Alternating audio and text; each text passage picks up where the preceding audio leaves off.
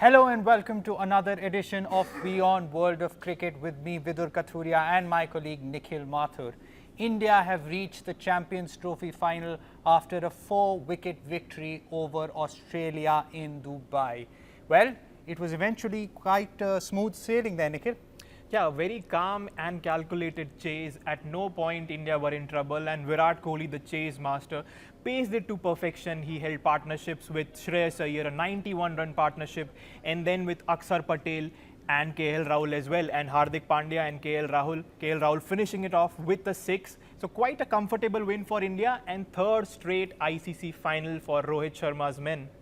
Third straight ICC final and fifth Champions Trophy final. Of course, India reached the final last time as well, lost to Pakistan. But talking about the game, Nikhil, I think there were a few hiccups, I think, especially in the beginning when we thought Travis Head would once again take the game away from India.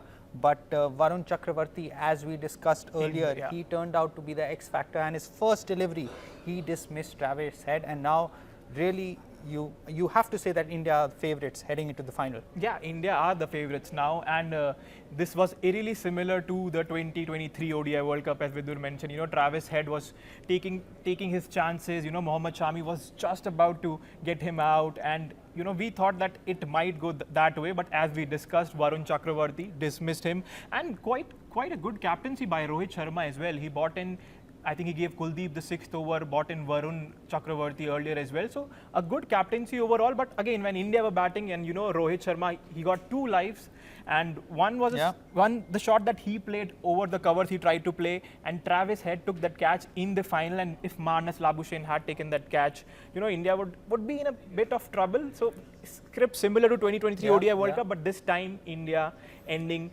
on the winning side. And also this was an inexperienced side. Australian side. Yes, this was an inexperienced Australian side. If you know, it is the death anniversary of Shane Warne. If they had a few players, experienced players, they would have been given India a close fight. Absolutely. Australia, well, I mean, to be honest with you, it was as we expected. The match panned out. It wasn't a completely one-sided affair, but eventually India got over the line with some time and overs to spare, I would say that. Credit to Australia, they've reached the semi-finals with the side that they've got.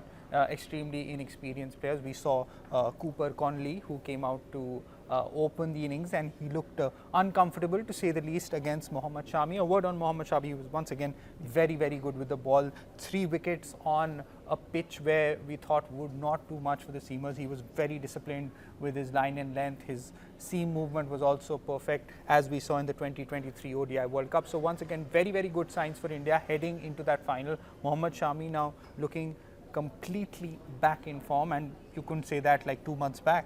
Yeah, all boxes ticked, no chinks in the armor. Every player has stepped up. Mohammad Shami, as Vidur pointed out, bowled brilliantly. I think he's one of the best bowlers that India has ever produced. He has taken 200 plus wickets, but in ICC tournaments, I think he turns up, does really well. Varun Chakravarti, third ODI, played really well, picked up those crucial wickets. Kuldeep Yadav, Ravindra Jadeja, good in the fielding, picked up those crucial wickets. And I think every batter has played their job, done their job. You know, Shreyas Iyer has provided that solidarity, and Virat Kohli. And I just want to point out one thing. Virat Kohli is 36-year-old. He scored 84 runs, and there were just 5 boundaries. That means he ran 64 runs at the age of 36, you know, in those hot and humid conditions. So that is a testament to his fitness, and people say fitness is not that important in cricket, but Virat Kohli is there showing you that. No one is questioning Virat Kohli's fitness. It's the other guy. Might question other people's. No one is questioning Virat Kohli's fitness. And once again, you can't, you know, question anything he did. 84 runs in a chase. We call him the master of the chase. Once again, he showed why. Second big innings. Of course, he fell short of that century. It would have been 2 back-to-back hundreds. But once again, a match-winning knock, a much-needed knock. India were in a spot of bother with 2 wickets down. But that partnership, as you mentioned, with Shreyas Iyer and Rohit Sharma really steadied the ship for India. And once, even when they lost Shreyas, it never looked like India were not in control. India were always in control of the game. Eventually, it seemed like a comfortable win for India, and that's been the case throughout the tournament, Nikhil.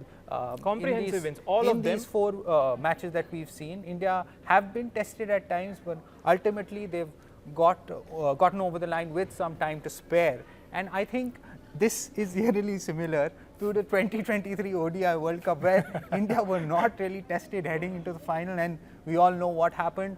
But this is not going to be Australia, who India are going to be facing in the final. It's going to be South Africa or New Zealand, and I think any team, any of those teams, I think India will be heavy favourites. Yeah, definitely, and they have a lot of time also to regroup, rest. Sunday is the final, but Vidur, who do you think India will face? Tomorrow we have the second semi-final, South Africa, New Zealand. We have, hopefully we get to see a thriller, and South Africa, they come into the semi-finals unbeaten, winning 2 out of 3 matches. One was of course a washout. New Zealand were well beaten by India. I think both teams are very, very strong, and after India, there's not much between them, I would say, as the second best team in the tournament, between South Africa and New Zealand. Both of them have got quality pacers, quality batters, all their bases covered. So I just think it's on the team that handles the situation better. We've seen South Africa, who finally reached that ICC final but just fell short against India at the 2024 T20 World Cup. So this is the core group of South Africa. They have been doing well for a while now, and the same goes for New Zealand. Of course, they didn't reach the knockout stages, the semi-finals of the 2024 T20 World Cup, but before that, we've seen them consistently reaching the semi-finals and finals. So I just think it's a very, very balanced matchup between the two sides. But I just think the form that they have in Pakistan, New Zealand. Remember, this match is not in Dubai; it's in Lahore, Pakistan, which is this is, by the way, the only knockout game that will now take place in Pakistan. What also is confirmed, Nikhil, is now that the final will take place in Dubai. That has also been confirmed because India are playing all their matches in Dubai. So I think New Zealand, because of the amount of cricket that they've played in Pakistan and they've won all their matches in Pakistan. So I think New Zealand have the slight edge. What do you think?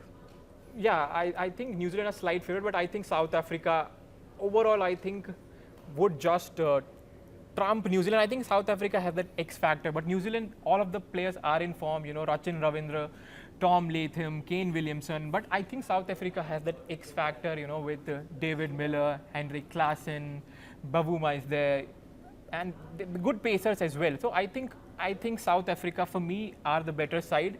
Although New Zealand have ticked all the boxes, but I think the X factor will tick it for South Africa, and we might just see a rematch of the 2024 T20 World Cup, India-South Africa. India versus South Africa, and India versus New Zealand. We've all seen the number of times they have faced off. You never know what's going to happen. So any of the teams reach, hopefully we get to see a cracker of contest. But just a word on India. Do you think now India very much heavy favourites to win the title?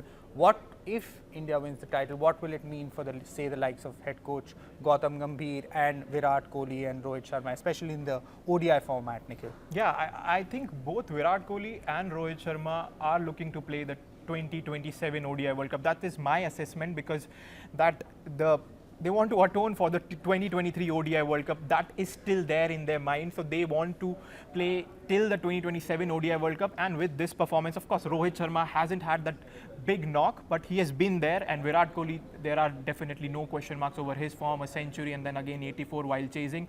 So I think this will prolong their careers, especially in the 50-over format, and a much needed trophy for Gautam Gambhir. Didn't have the best of the starts in the ODIs.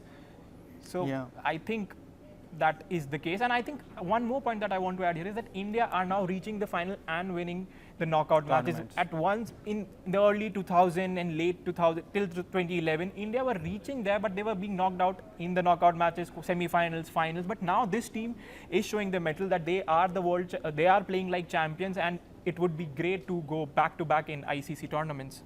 Well, right now in front of our screens, we can see celebration visuals from all over India, but these are nothing compared to the celebrations that we'll see on Sunday if India go on and win the Champions Trophy title. Thank you very much, Nikhil, for your insights as always. I'm Vidur Kathuria, and of course, we will build up to that final, whether India face South Africa or New Zealand on Sunday. Keep watching WION World of Cricket.